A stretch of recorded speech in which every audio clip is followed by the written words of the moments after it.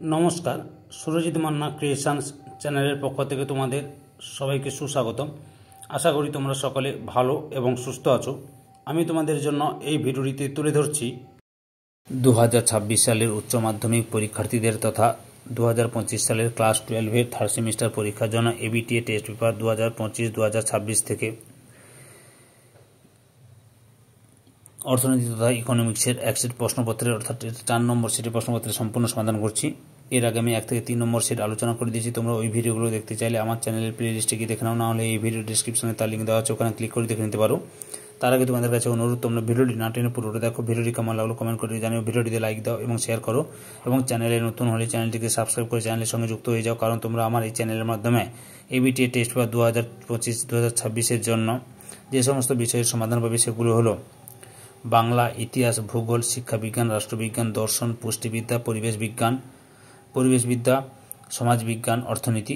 এই ভিডিওতে অর্থনীতির 4 নম্বর সেটটি সম্পূর্ণ সমাধান করছি।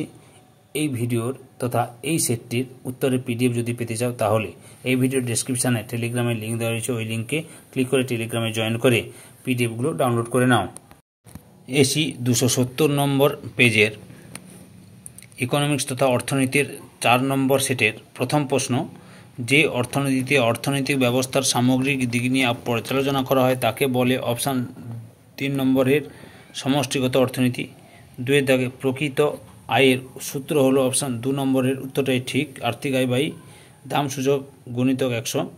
3 দাগে বাজার দামের স্থূল জাতীয় উৎপাদন থেকে পরোক্ষ কর বাদ দিলে যা পাওয়া যায় তাকে বলে। অপশান 1 নম্বরটাই ঠিক, উপাদান ব্যয় স্থূল জাতীয় উৎপাদন।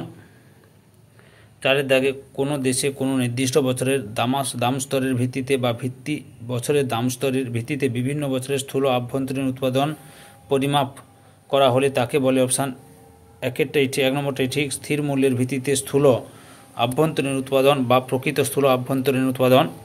5 দাগে কোনো দেশের একটি নির্দিষ্ট বছরের জাতীয় আয়কে ওই সময়ের ওই দেশের মোট জনসংখ্যা দিয়ে ভাগ করলে যা পাওয়া যায় তাকে বলে। অপশান 3 নম্বরটাই ঠিক, মাথাপিছু জাতীয় আয়। 6 দাগে কোনো ব্যক্তির ব্যক্তিগত আয় থেকে প্রত্যক্ষ কর বাদ দিলে যা অবশিষ্ট থাকে তাকে বলে। অপশান 2 নম্বরটাই ঠিক, ব্যক্তিগত ব্যয়যোগ্য আয়। 7 দাগে নিম্নলিখিত বিষয়গুলির মধ্যে কোনটি জাতীয় আয় পরিমাপের মধ্যে ধরা হয়? অপশান 4 নম্বরটাই ঠিক, দেশটির বৈদেশিক বিনিয়োগ।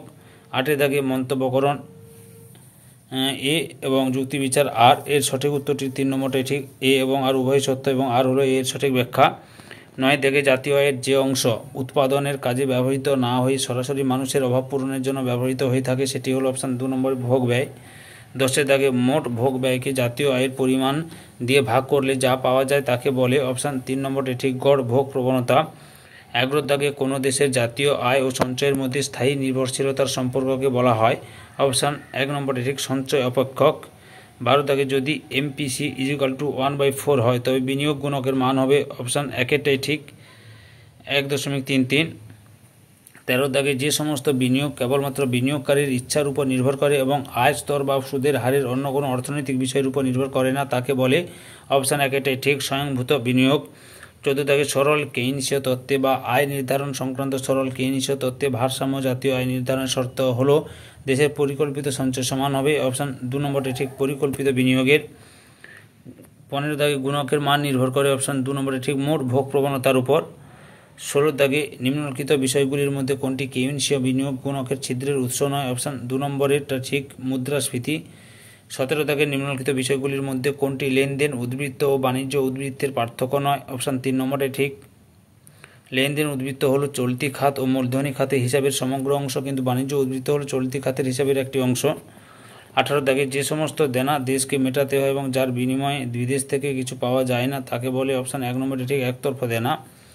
19 দাগের সঠিক উত্তরটি হলো অপশান 1 নম্বরটি ঠিক, 1-এর বি, 2-এর সি, 3-এর ডি, 4-এর এ। 20 দাগে সঠিক বিকল্প নির্বাচন করো। এখানে সঠিক উত্তরটি হলো অপশান 3 নম্বরটি ঠিক, বিবৃতি এ সত্য কিন্তু বি মিথ্যা।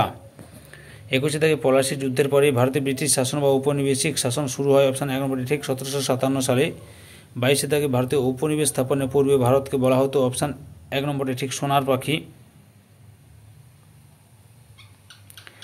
23 দাগে ভারতের অর্থনৈতিক সম্পদের নিষ্কাশন তত্ত্বের প্রবক্তা হলেন। অপশান 3 নম্বরটি ঠিক, অধ্যাপক স্যামুয়েলসন। 24 দাগে নিম্নলিখিত বৈশিষ্ট্যগুলির মধ্যে কোনটি ভারতের কৃষিক্ষেত্রের উপর ব্রিটিশ শাসনের প্রভাব নয়? অপশান 3 নম্বরে ঠিক দ্রুত হারে শিল্প উন্নয়ন। 85 থেকে ভারতের অর্থনীতি উদারীকরণের পরবর্তী সময় বলতে বোঝায়। অপশান 2 নম্বরে ঠিক 1941 সালের পর থেকে বর্তমান সময় পর্যন্ত। 26 থেকে নিম্নলিখিত বিষয়গুলির মধ্যে কোনটি ভারতের জাতীয় আয়ের ক্ষেত্রগত গঠনের পরিবর্তনের বিষয় নয়। অপশান 3 নম্বরে ঠিক সামাজিক চেতনার হ্রাস। 87 থেকে পেশাগত কাঠামোর ব্যবসা বাণিজ্য, পরিবহন, ব্যাংকিং ও বিমা, যোগাযোগ ইত্যাদি নিযুক্ত কর্মীদের পেশাগত ক্ষেত্রকে বলা হয়। অপশান 1 নম্বরে ঠিক তৃতীয় ক্ষেত্র। 88 থেকে 2022 সালে ভারতে প্রাথমিক ক্ষেত্রে নিযুক্ত জনসংখ্যা হল প্রায়। অপশান 3 নম্বরে ঠিক 53.2%। 29 থেকে অর্থনীতিবিদ ক্লার্ক, ফিশার ও কুজনেটস জাতীয় অর্থনীতিকে আয়ের উৎসের দিক থেকে ভাগ করেছেন। অপশান 2 নম্বরে ঠিক 3টি ক্ষেত্রে। 30 থেকে যে সমস্ত ব্যক্তি দেশের প্রচলিত মজুরির হারে কাজ করতে রাজি থাকা সত্ত্বেও কাজ পায় না তাদের বলা হয় বেকার এবং এই ধরনের অবস্থাকে বলা হয়। অপশান 3 নম্বরে ঠিক বেকারত্ব। 31 থেকে নিম্নলিখিত বিষয়গুলির মধ্যে কোনটি ভারতের বেকার সমস্যার কারণ নয়। অপশান 2 নম্বরে ঠিক অর্থনৈতিক উন্নয়নের উচ্চ হার। 32 থেকে মন্তব্যকরণ। 32 থেকে সঠিক উত্তরটি হলো অপশান 1 নম্বরে ঠিক এ এবং আর উভয় সত্য এবং আর হলো এ এর সঠিক ব্যাখ্যা। 33 থেকে নিম্নলিখিত বিষয়গুলির মধ্যে কোনটি ভারতীয় অর্থনীতিতে কৃষির গুরুত্ব প্রকাশ করে না। অপশান 3 নম্বরে ঠিক নৈতিক মূল্যবোধের দিক থেকে। তারপরে 34 থেকে নিচের কোনটি ভারতের সবুজ বিপ্লবের একটি বৈশিষ্ট্য। 4 নম্বরটাই ঠিক উপরের সবগুলি।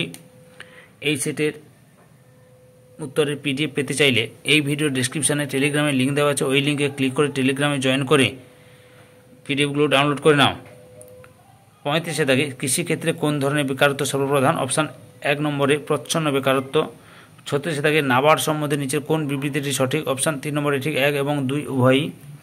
37 থেকে সবুজ বিপ্লবের পূর্বে ভারত প্রধানত কোন দেশ থেকে খাদ্যশস্য আমদানি করত। অপশান 4 নম্বরে ঠিক ইউএসএ। 38 থেকে ভারতের অর্থনৈতিক সংস্কারের 3টি স্তম্ভ হলো। অপশান 2 নম্বরটাই ঠিক উদারীকরণ, বেসরকারীকরণ ও বিশ্বায়ন। 39 থেকে নিম্নলিখিত বিষয়গুলির মধ্যে কোনটি ভারতীয় অর্থনীতিতে কৃষির প্রধান সমস্যার মধ্যে পড়ে না। অপশান 3 নম্বরে ঠিক মূলধনের প্রাচুর্য। এই ভিডিওর লাস্ট প্রশ্ন, খাজনা নিয়ন্ত্রণ, প্রজাস্বত্বের নিরাপত্তা প্রদান এবং প্রজাকে জমির মালিকানা প্রদান হলো ভারতের প্রবর্তিত ভূমি সংস্কার আইনের। অপশান 2 নম্বরটাই ঠিক প্রজাস্বত্ব সংস্কার। ধৈর্য সহকারে সম্পূর্ণ ভিডিওটি দেখার জন্য তোমাদের সবাইকে অসংখ্য অসংখ্য ধন্যবাদ। আজকে এই পর্যন্ত, পরবর্তী ভিডিওতে আবার দেখা হবে। Tata, bye bye.